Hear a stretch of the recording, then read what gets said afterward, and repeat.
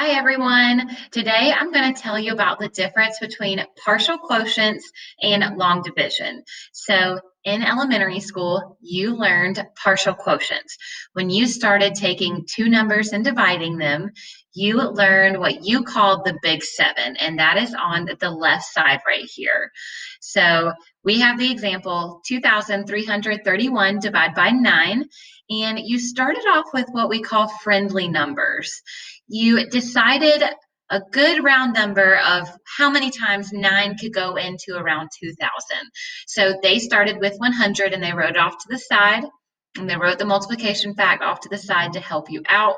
And then you subtracted and figured out what your difference was, and you kept going.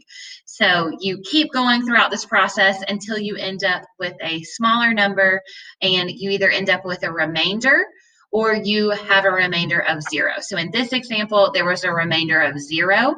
To get your final answer, you added up that column right there that was in blue, and that was your final answer, and this one did not have a remainder. So that is the big seven, or partial quotients.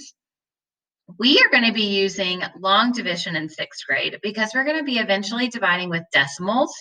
So I want to show you the process of long division. That's over here on the right.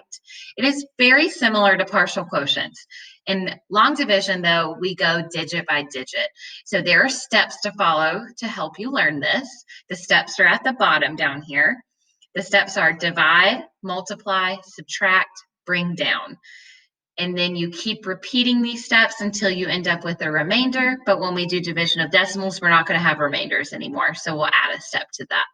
So this is the example. It goes digit by digit. It'll make a little more sense when we actually do the examples. I just wanted to start you off by looking at the difference from what you did in elementary school with the big seven over here, and then kind of how long division connects with that.